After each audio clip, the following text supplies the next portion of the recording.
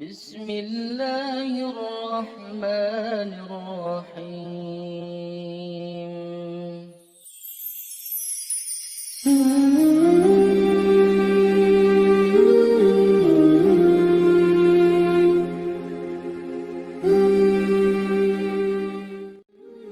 Assalamualaikum warahmatullahi wabarakatuh.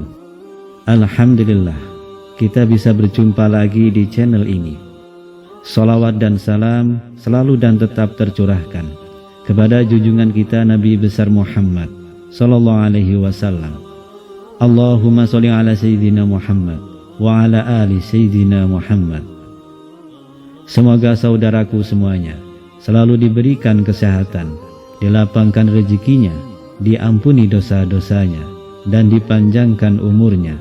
Amin ya rabbal alamin. Sahabat beriman yang dirahmati Allah, bagi sepasang suami istri, hubungan suami istri tidak hanya memberikan kesenangan, kebahagiaan, dan meningkatkan keharmonisan rumah tangga saja, namun juga mulia dan berpahala sebab dilakukan dalam kondisi halal. Hubungan suami istri juga dapat menjadi perekat atau kunci rumah tangga yang bahagia dan menjadi hak bagi keduanya, yakni suami dan istri, supaya lebih bahagia dan bersemangat ketika melakukan hubungan suami istri. Bagi yang sudah menikah, berikut 15 pahala berhubungan suami istri menurut Islam. Semoga menjadi motivasi untuk terus dekat dengan pasangan kita. Yang pertama adalah dinilai sebagai sedekah. Dalam sebuah hadis meriwayatkan bahwa hubungan badan antara kalian dengan istri atau hamba sahaya kalian adalah sedekah. Para sahabat lantas ada yang bertanya pada Rasulullah Shallallahu Alaihi Wasallam, "Wahai Rasulullah, apakah dengan kami mendatangi istri kami dengan syahwat itu mendapatkan pahala?" Beliau menjawab, "Bukankah jika kalian bersetubuh pada yang haram, kalian mendapatkan dosa? Oleh karenanya, jika kalian bersetubuh pada yang halal, tentu kalian akan mendapatkan pahala." Yang kedua, membersihkan jiwa. Uqail Al-Hambil berkata tentang hukum suami tidak memberi nafkah batin pada istri. "Ketika aku terkunci, mentok pada suatu permasalahan ilmu, maka aku panggil istriku untuk berhubungan badan. Ketika aku selesai, maka ambil kertas dan aku tuangkan ilmu padanya, mulai menulis, karena jima dapat membersihkan pikiran dan menguatkan pemahaman." Lalu yang ketiga, mendapatkan pahala sepanjang melangkah dalam keseharian. Dalam hadis diriwayatkan bahwa barang siapa yang menggauli istrinya sehingga mewajibkan mandi pada hari Jumat, kemudian dia pun mandi, lalu bangun pagi dan berangkat ke masjid pagi-pagi, dia berjalan dan tidak berkendara, kemudian duduk dekat imam dan mendengarkan khutbah dengan seksama tanpa senda gurau, niscaya ia mendapat pahala amal dari setiap langkahnya selama setahun, balasan puasa dan sholat malam harinya. Hadis riwayat Tirmizi, An-Nasai, Ibnu Majah, dan Ahmad. Yang keempat adalah memenuhi hak suami istri. Dari Husain bin Mihsan bahwasannya saudara perempuan dari bapaknya, yaitu bibinya, pernah mendatangi Rasulullah SAW karena ada suatu keperluan. Setelah menyelesaikan keperluannya tersebut, Nabi Muhammad SAW bertanya kepadanya, "Apakah engkau telah bersuami?" Ia menjawab, "Sudah." Beliau bertanya lagi, "Bagaimana sikapmu kepada suamimu?" Ia menjawab, "Aku tidak pernah mengurangi haknya, kecuali yang aku tidak mampu mengerjakannya." Maka Rasulullah SAW menjawab, "Perhatikanlah bagaimana hubunganmu dengannya, karena suamimu merupakan surgamu dan nerakamu. Nabi SAW bersabda, demi Allah dan jiwa Muhammad berada di tangannya, seorang wanita tidak akan bisa menunaikan hak Allah sebelum ia menunaikan hak suaminya. Andaikan suami meminta dirinya, padahal ia sedang berada di atas punggung unta, maka istri tetap tidak boleh menolak. Yang kelima adalah jalan ke surga.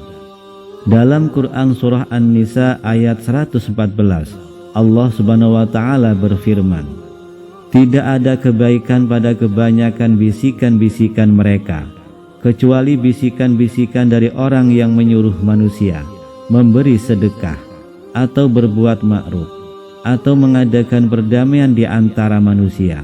Dan barang siapa yang berbuat demikian karena mencari keridhaan Allah, maka kelak kami memberi kepadanya pahala yang besar. Kemudian yang keenam adalah jauh dari laknat. Dari Abu Hurairah radhiyallahu anhu, Rasulullah SAW bersabda, jika seorang pria mengajak istrinya ke ranjang, lantas istri enggan memenuhinya, maka malaikat akan melaknatnya hingga waktu subuh. Hadis riwayat Bukhari dan Muslim. Yang ketujuh adalah membahagiakan diri dan hati. Diriwayatkan dalam sebuah hadis bahwa sesungguhnya wanita datang dalam rupa setan dan pergi dalam rupa setan. Jika seorang di antara kalian melihat seorang wanita yang menakjubkan tanpa sengaja, maka hendaknya ia mendatangi bersetubuh dengan istrinya, karena hal itu akan menolak sesuatu berupa syahwat yang terdapat pada dirinya. Hadis riwayat Muslim. Kemudian yang kedelapan adalah membuat hati sejuk. Dalam sebuah hadis meriwayatkan bahwa telah dijadikan kesenangan bagiku dari kehidupan dunia, misteri, wewangian, dan dijadikan penyejuk mata hatiku di dalam sholat. Hadis riwayat Ahmad, An-Nasai, At-Tabrani, dan Al-Baihaqi. Kesembilan adalah pahala kasih sayang. Telah menceritakan kepadaku bapakku bahwa dia melaksanakan haji wada bersama Nabi SAW. Beliau bertahmid dan memuji Allah. Beliau memberi peringatan dan nasihat. Beliau menuturkan cerita dalam hadisnya, lantas bersabda, ketahuilah, berbuat baiklah terhadap wanita, karena mereka adalah tawanan kalian. Kalian tidak berhak atas mereka lebih dari itu, kecuali jika mereka melakukan perbuatan keji yang nyata. Jika mereka melakukannya, jauhilah mereka di tempat tidur, dan pukullah mereka dengan pukulan yang tidak menyakitkan. Jika mereka mentaatimu, maka janganlah kamu mencari-cari jalan untuk menyusahkannya. Ketahuilah, kalian memiliki hak atas istri kalian, dan istri kalian memiliki hak atas kalian. Hak kalian atas istri kalian ialah, dia tidak boleh memasukkan orang yang kalian benci ke tempat tidur kalian. Tidak boleh memasukkan seseorang yang kalian benci ke dalam rumah kalian. Ketahuilah, hak istri atas kalian ialah, kalian berbuat baik kepada mereka dalam memberikan pakaian dan makanan kepada mereka. Hadis riwayat At-Tirmidzi. Sahabat beriman yang dirahmati Allah, yang ke-10 menjadi pasangan terbaik. Aisyah radhiyallahu anha berkata, Rasulullah SAW bersabda, sebaik-baik kalian adalah suami yang paling baik terhadap keluarganya, dan aku adalah yang paling baik terhadap keluargaku. Hadis riwayat At-Tirmidzi. Ke-11 adalah pahala mengalir sepanjang waktu. Pahala akan terus mengalir bagi suami istri yang berhubungan badan, sebab hubungan badan memberi kebahagiaan. Selain itu, dari kebahagiaan yang diberikan tersebut, akan membuat pahala terus mengalir untuk keduanya, sehingga kasih sayang antara sesama selalu meningkat dan jauh dari permasalahan rumah tangga. Yang ke-12 adalah mencegah keburukan. Dengan melakukan hubungan suami istri, tentu akan menjauhkan dari keburukan, yakni menjauhkan dari maksiat, baik itu zina mata, zina hati, dan sebagainya. Hal itu dikarenakan apa yang diinginkan telah dipenuhi oleh pasangannya atau suami dan istrinya, sehingga ia tidak butuh hal lain dari luar untuk bahagia. Cukup dengan istri atau suaminya saja. Kemudian yang ke-13 adalah jauh dari maksiat. Dihalalkan bagi kamu pada malam hari bulan puasa bercampur dengan istri-istri kamu. Mereka adalah pakaian bagimu, dan kamu pun adalah pakaian bagi mereka. Allah mengetahui bahwasannya kamu tidak dapat menahan nafsumu. Karena itu Allah mengampuni kamu dan memberi maaf kepadamu. Maka sekarang campurilah mereka dan ikutilah apa yang telah ditetapkan Allah untukmu, dan makan minumlah hingga terang bagimu benang putih dari benang hitam, yaitu fajar. Kemudian sempurnakanlah puasa itu sampai datang malam, tetapi janganlah kamu campuri mereka itu sedang kamu beriktikaf dalam masjid. Itulah larangan Allah, janganlah kamu mendekatinya. Demikianlah Allah menerangkan ayat-ayatnya kepada manusia supaya mereka bertakwa. Quran Surah Al-Baqarah ayat 187.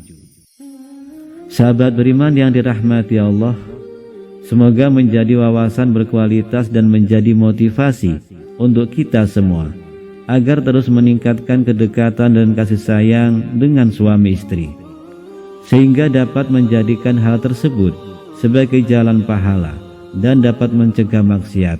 Amin ya rabbal alamin. Wallahu a'lam bishawab. Demikian yang bisa saya bagikan, semoga bermanfaat untuk kita semua. Assalamualaikum warahmatullahi wabarakatuh.